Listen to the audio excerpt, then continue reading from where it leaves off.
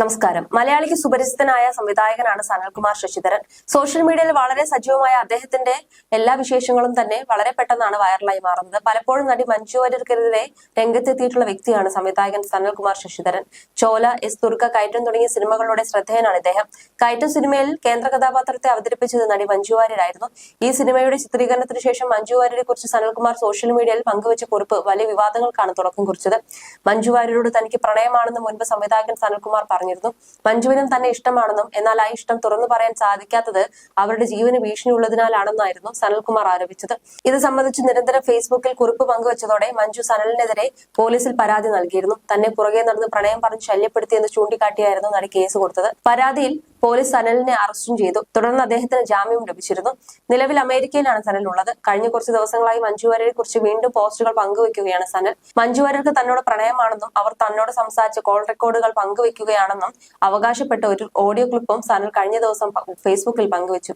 എന്നാൽ അത് മഞ്ജുവിന്റെ ശബ്ദമല്ലെന്ന് നിരവധി പേർ ചൂണ്ടിക്കാട്ടിയിരുന്നു. നടി മഞ്ജു വാര്യരുമായി പ്രണയത്തിലാണെന്നും ചിലർ നടിയുടെ ജീവൻ അപഹരിക്കാൻ നോക്കുകയാണെന്നും ആരോപിച്ചിരുന്നു. ഇപ്പോഴിതാ വീണ്ടും മഞ്ജു എന്തുകൊണ്ട് പരസ്യമായി പ്രണയം പറയാത്തതെന്ന് അവരുടെ മകളുടെ ജീവന് ഭീഷണിയാണെന്നും കരുതി തന്നോട് സംസാരിക്കുന്നില്ലെന്നും പറയുകയാണ് സംവിധായകൻ.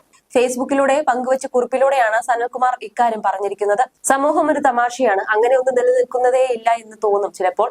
എന്റെയോ നിന്റെയോ എന്നുള്ളത് മാറ്റിവെച്ചാലും ഞാൻ പുറത്തുവിട്ട സംഭാഷണത്തിൽ രണ്ടു മനുഷ്യരാണല്ലോ ഉള്ളത്. അത് ആരായിക്കോട്ടെ, ഒരു സ്ത്രീയെ അവൾക്ക് ഇഷ്ടമുള്ളയാളോട് സംസാരിക്കാൻ അനുവദിക്കുന്നില്ല എന്നും അതിന് ശ്രമിച്ചാൽ ആ സ്ത്രീയുടെ മകളുടെ ജീവന് ഭീഷണിയാകും എന്നുമാണല്ലോ പ്രധാനമായും അതിലുള്ളത്. അത് ആരാണെന്ന് ബോധമുള്ള സമൂഹം ചോദിക്കണ്ടേ? അതിൽ സത്യമുണ്ടോ എന്ന് അന്വേഷിക്കണ്ടേ? ഞാൻ പൊതുസമൂഹത്തെ പറ്റിക്കുകയാണ് എന്ന് വാദിച്ചാൽ പോലും അതിന്റെ സത്യാവസ്ഥ തിരക്കി പോകാൻ ഒരു സമൂഹം തയ്യാറാവേണ്ടതില്ലേ? നീ പറഞ്ഞത് ശരി തന്നെയാണ്. ഇതൊരു പാഴ് സമൂഹമാണ്. ഞാൻ തോൽവി സമ്മതിച്ചു. മുൻപ് നിന്റെ മൗനം എന്നിൽ ഉണർത്തിയിരുന്ന വികാരം കോപമായിരുന്നു. ഇപ്പോൾ ഭയവും ആദിയുമാണ്. നിന്നെ ഓർക്കുമ്പോൾ ഉള്ളിലാളുന്ന തീ കാരണം എഴുതാതിരിക്കാൻ കഴിയുന്നില്ല. കടലാസ് വഞ്ചി പുഴയിൽ ഒഴുക്കിവിടും പോലെ നിന്നിലേക്ക് എത്തുമായിരിക്കും എന്ന പ്രതീക്ഷയിൽ എന്തൊക്കെയോ കുറിക്കുന്നു. നമ്മുടെ പ്രണയം ഇങ്ങനെ പൊതുസമൂഹത്തിൽ വിളിച്ചു പറയേണ്ടി വരുന്നതിൽ എനിക്ക് സങ്കടമുണ്ട്. പക്ഷെ മറ്റെന്താണ് വഴി? എന്താണ് ഈ ലോകം ഇത്ര ക്രൂരമായി പോകുന്നതിന്റെ കാരണം എന്നും പറഞ്ഞാണ് സനൽകുമാർ കുറിപ്പ് അവസാനിപ്പിക്കുന്നത്. പിന്നാലെ കമന്റുകളുമായും നിരവധി പേരെത്തി. പലരും സനൽകുമാറിനെ വിമർശിച്ചുകൊണ്ടാണ് അഭിപ്രായം പറഞ്ഞത്. നിങ്ങളുടെ സിനിമയിൽ അഭിനയിച്ച ആ ഒരു നടിയോട് താങ്കൾക്ക് പ്രണയം തോന്നിയിരിക്കാം. പക്ഷെ അവർക്ക് അങ്ങനെ ഒന്നും തന്നെയില്ലെന്ന് താങ്കൾക്കും അറിവുള്ളതല്ലേ? അതിന്റെ തെളിവല്ലേ താങ്കൾക്കെതിരെ അവർ കൊടുത്ത കേസ്? താങ്കൾ ഇപ്പോൾ അമേരിക്കയിൽ ഇരുന്നാണ് അവർക്കെതിരെ തണ്ട് കളിക്കുന്നതെന്ന് മനസ്സിലാക്കുന്നു. അവരുടെ അല്ലാതെ ഒരു വോയിസ് ക്ലിപ്പ് അവരുടേതെന്ന് പറഞ്ഞ് സോഷ്യൽ മീഡിയയിൽ ഇട്ട് വീണ്ടും നടപടികൾ വിളിച്ചു വരുത്തരുതെന്നാണ് ഒരാൾ കുറിച്ചത്. ഈ പ്രവൃത്തി കൊണ്ട് സ്വയം കുഴി തോണ്ടാതിരിക്കുക. താങ്കളെ നേരിൽ പരിചയപ്പെട്ട ഒരാൾ എന്ന നിലയിൽ ഇത്തരം പ്രവൃത്തികൾ ഭൂഷണമല്ല എന്ന് ഓർമ്മിപ്പിക്കട്ടെ. അവരെ അവരുടെ വഴിക്ക് വിടുക.